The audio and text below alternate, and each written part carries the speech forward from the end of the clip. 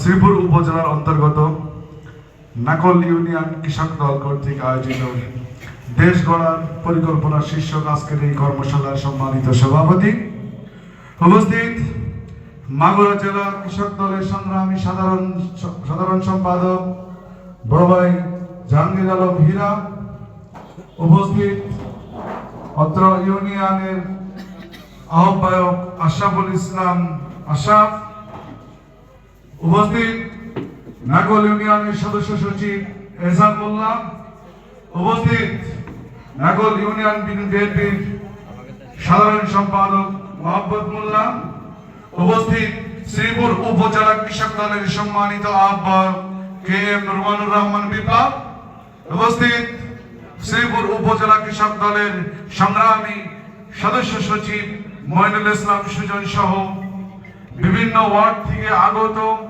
আহ্বায়ক এবং সদস্য সচিবগণ, সবাইকে জানাই আমার প্রাণপ্রিয় সংগঠন মাগুরা জেলা কৃষক দলের পক্ষ থেকে সংগ্রামী সালাম ও শুভেচ্ছা।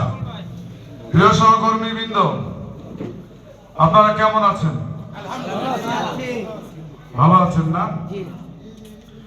আমরা সবাই ভালো আছি, শুকরিয়া মহান রব্বুল আলামিনের দরবারে।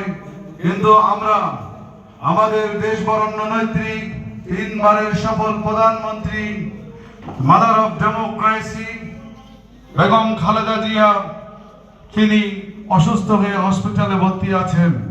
আমরা সর্বপ্রথম তাকে শ্রদ্ধা জ্ঞাপন করব এবং তার জন্য মহান রব্বুল আলামিনের কাছে আমরা দোয়া করব এবং তার সম্বন্ধে দু একটি কথা বলে আমাদের আজকের এই কর্মশালা আমরা শুরু করতে চাই।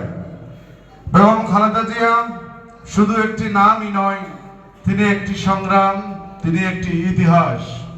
বাংলাদেশের রাজনীতিতে তিনি শুধু রাজনৈতিক ব্যক্তিত্বই নন, গণতান্ত্রিক আন্দোলনের দীপ্ত প্রতীক। স্বাধীনতা সংগ্রামের পর বাংলাদেশের রাজনীতিতে তার অবদান, অসীম সাহস, জনগণের প্রতি ভালোবাসা থাকলে একজন গৃহকর্মী, একজন নারীও হয়ে উঠতে পারেন এ জাতির আশা ভরসার কেন্দ্রীবন্ধু। এই মহিষী নারী তিনবারের সফল প্রধানমন্ত্রী হয়ে গণতন্ত্রের আন্দোলন, বাংলাদেশের জনতার জন্য আজীবন লড়াই করে গেছেন। স্বৈরাচারের শোষণ, দমন, পীড়ন, মিথ্যা মামলা, হামলা কিছুই তাকে রুখতে পারে নাই।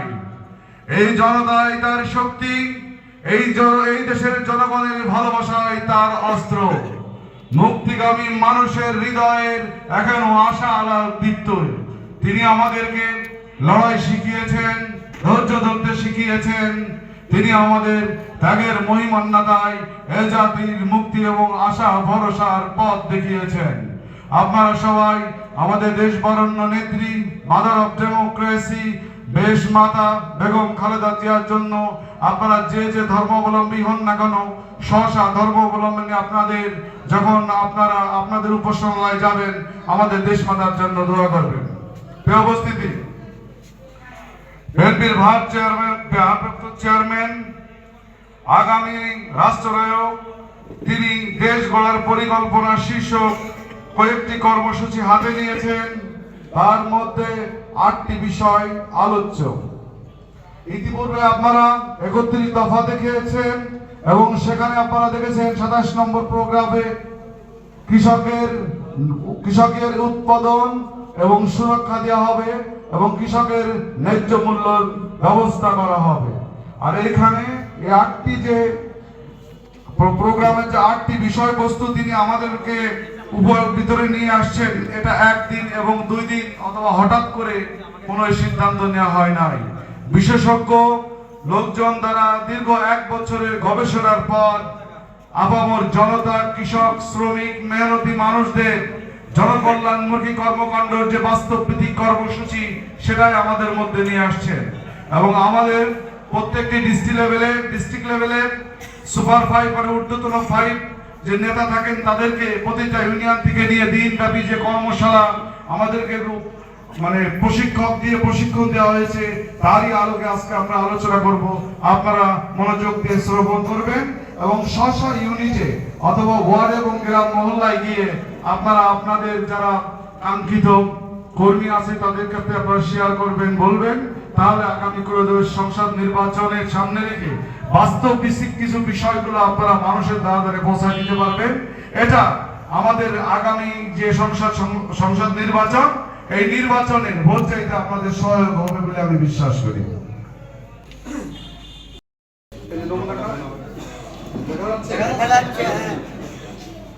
এরকম নমুনা কার্ড, এই নমুনা কার্ড থাকবে হলো ফ্যামিলি কার্ড। এই ফ্যামিলি কার্ডের ভিতরে ডিজিটালাইজ করা হবে এবং প্রতিটা ফ্যামিলির যে তথ্যগুলো আছে সম্পূর্ণ তথ্য ডিজিটালি নিবন্ধিত থাকবে।